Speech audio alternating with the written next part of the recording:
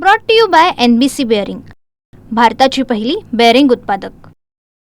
सावंतवाडीत आज रॅली काढण्यात आली आहे भारतीय जनता पक्षाची आणि त्या रॅलीमध्ये कशा पद्धतीने मोठ्या संख्येनं फक्त भाजपचे कार्यकर्ते सहभागी झाले।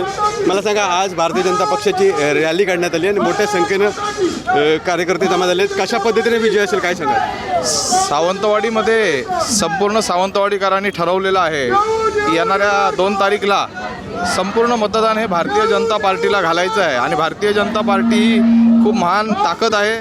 सावंतवाडीचा कायापालट करण्याची ताकद ही भारतीय जनता पार्टीमध्ये आहे। आमचे लाडके देवाभाऊ मुख्यमंत्री साहेब, आमचे लाडके प्रदेश अध्यक्ष रवींद्रजी चव्हाण साहेब यांच्या नेतृत्वाखाली, राणेसाहेबांच्या नेतृत्वाखाली ही लढाई आम्ही लढतोय।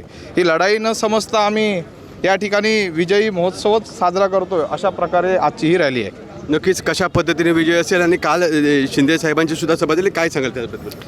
नाही, शिंदे साहेबांनी आपलं कार्य केलेलं आहे, ते आपल्या कार्यकर्त्यांना उत्साह देण्यासाठी ते आले होते।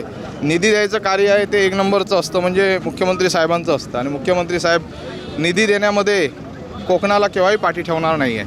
नक्कीच माझ्यासोबत वेदिका परब सुद्धा आहे। मॅडम, काय सांगाल, कशा पद्धतीने आज रॅली निघाली आणि कशा पद्धतीने विजयाचा गुलाल उडवला जाईल?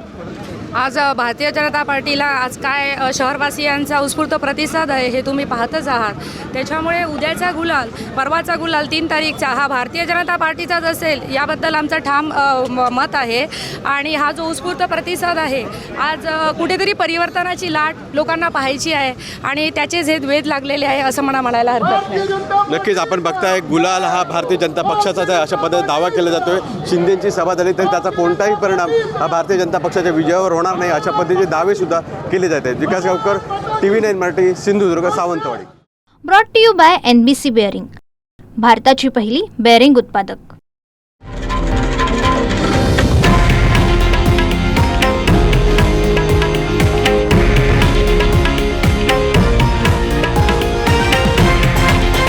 हे आहे देशातील नंबर 1 न्यूज नेटवर्क आणि आपण पाहत आहात TV9 मराठी, एकमेव।